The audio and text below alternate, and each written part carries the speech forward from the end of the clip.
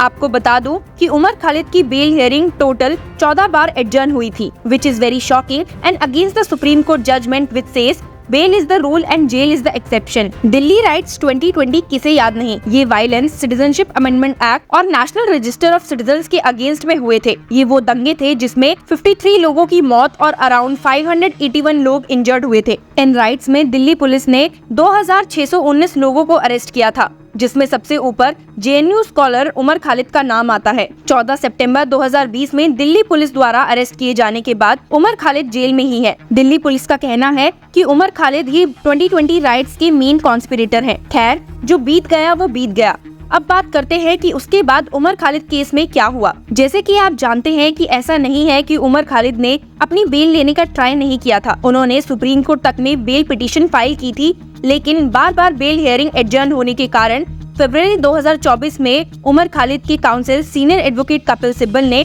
Petition को withdraw कर लिया, citing change circumstances. Supreme court से बेल विड्रॉ करने के बाद कपिल सिब्बल ने ट्रायल कोर्ट में ही बेल परस्यू करने का सोचा और दिल्ली के करकरडुमा कोर्ट में बेल प्ली फाइल कर दी। खालिद की तरफ से अपेयर होते हुए एडवोकेट त्रिदीप पायस ने 21 मार्च को कहा था, the factual basis on which 3 accused in the case have been granted bail have several overlaps with me। उन्होंने ये भी आर्ग्यू किया था कि कोर्ट ये कंसीडर कर सकती है कि क्या खालिद बेल ऑफ पैरिटी के लिए इंटाइटल्ड है, इसके बावजूद कि उन्हें यूएपीए जैसे स्ट्रिंजेंट लॉ में चार्ज किया गया है और सुप्रीम कोर्ट जजमेंट ऑफ 2023 ने इसे डिफरेंटली इंटरप्रेट किया है। Trideep said the court must be satisfied with the probative value of evidence at the stage of examining bail. और ये भी ऐड किया कि कोई भी टेररिस्ट एक्ट प्रोसिक्यूशन ने एक्यूज से एट्रीब्यूट नहीं किया है।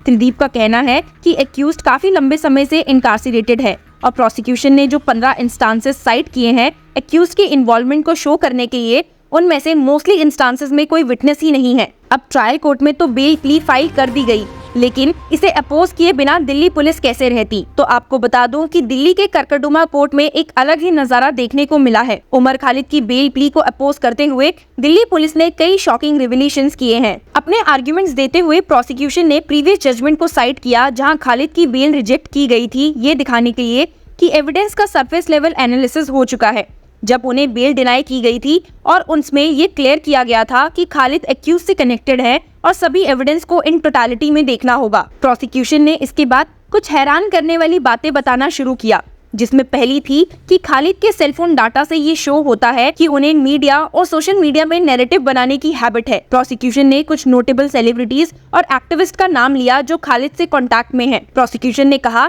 कि खालिद रेगुलरली उन्हें the wire, the Quint and other publications की रिपोर्ट भेजा करते थे ताकि सोशल मीडिया पर नैरेटिव बनाया जा सके, और कई तो इन सेलिब्रिटीज और एक्टिविस्ट ने शेयर भी की है। प्रोसिक्यूशन ने उमर खालिद और जिग्नेश मेवानी की व्हाट्सएप चैट का भी मेंशन किया और कहा कि यहाँ खालिद ने उन्हें एक वायर का लिंक भेजा है और उनसे इसे ट्विटर पर शेयर करने की रिक्वेस्ट की है। ऐसे ही एक और योगेंद्र यादव के साथ भी खालिद के कनेक्शन को कोर्ट के सामने रखा गया और कहा गया कि यादव ने ये कंफर्म किया है जो खालिद उन्हें ट्वीट करवाना चाहते थे। दिल्ली पुलिस ने बताया कि message to propagate free doctor Kafeel was forwarded to Pooja Bhatt. सिर्फ वही नहीं, खालिद द्वारा शेयर किए गए द क्विंट आर्टिकल की बात भी दिल्ली पुलिस ने उठाई और कहा it was shared with Karan and Sushant, जिसे सुशांत ने ट्विटर पर शेयर किया था। इस सब के बाद दिल्ली पुलिस ने एक व्हाट्सएप ग्रुप रिवील किया। इसका नाम था हम भारत के लोग। दिल्ली पुलिस ने कहा कि इस ग्रुप में he requested to schedule protest after the supreme court hearing. He urged the members to issue an official statement on the arrest of students of Jamia. साथ ही खालिद ने सबको स्पेसिफिक हैशटैग्स यूज करने के लिए इनकरेज भी किया ताकि पोस्ट सोशल मीडिया में ट्रेंड कर सके। रशिका, संयुक्ता और स्वरा भास्कर तक के नाम लेते हुए दिल्ली पुलिस ने कहा कि उमर खालिद ने इन सबकी हेल्प ली है ताकि वो राइट्स कंस्पायर कर सके। Delhi police said Umar told Swara that Kolkata Park Circus Shaheen Bagh wanted Swara to join them. सिर्फ सेलिब्रिटीज और एक्टिविस्ट ही नहीं, प्रोसिक्यूशन ने सबमिट किया कि उमर खालिद ने ALT न्यूज की टीम को भी अप्रोच किया है। जब टीम से पूछा कि क्या वो उमर खालिद को कोर्ट कर सकते हैं, तो खालिद ने कहा कि वो कोर्ट नहीं होना चाहते और ALT न्यूज ने वही कंप्लाई किया। पुलिस ने कोर्ट को बताया Umar Khalid wrote letter to the Delhi commissioner. He gave it to the media published it, and then the article was circulated internally. This is what is called procuring witnesses. इसके बाद prosecution ने खालिद के father का एक interview play किया with the wires आफरा शेरवानी, ये दिखाने के लिए कि वो झूठ बोल रहा है और एक नैरेटिव क्रिएट कर रहा है। इंटरव्यू में प्रोसिक्यूशन ने होस्ट द्वारा पूछे सवालों पर स्ट्रेस किया कि कैसे खालिद को बेल नहीं मिल रही, 14 बार उनकी बेल हियरिंग एडजर्न हुई है, कैसे केस में इतना डिले हो रहा है और यहाँ तक कि क्या वो अब भी जुडिशरी में ट्रस्ट रखते हैं, जिसपे उनके फादर ने पोर्टल को बताया है that they do not have faith in the supreme court. Prosecution submitted they don't have faith in the Supreme Court and therefore they came to the trial court. This is how they are creating a narrative in his favor. Defence के arguments का जवाब देते हुए कि chargesheet में discrepancies हैं, Delhi police ने कहा कि ये केस बेल का है, डिस्चार्ज का नहीं। It has to be rested at the time of cross examination. The detailed examination of evidence of the merits of the case is not to be taken at the bail stage, which might negatively affect the trial. साथ ही prosecution ने previous judgement के CDR analysis को भी discuss किया और कहा कि CDR evidence का मैटर है और इसकी वेरासिटी सिर्फ क्रॉस के टाइम पर ही कंफर्म हो सकती है और ये एक ट्रायल का मैटर है। दिल्ली पुलिस ने बेल अपोज करते हुए कहा कि पहले सेशंस और हाई कोर्ट ने डिफेंस की सभी आर्ग्यूमेंट्स को सुन लिया था। आर्ग्यूमेंट्स को इवैल्यूएट करने के बाद ही बेल डिनाई की गई थी। डिफेंस द्वारा सुप्रीम कोर्ट से बेल प्ली को विड्रॉ करने पर बोलते हुए प्रोसिक्यूशन ने कहा कि डिफेंस को पता था कि वो एक्यूरेट नहीं है, जब कोर्ट ने कहा था that they were pleased to dismiss SLP.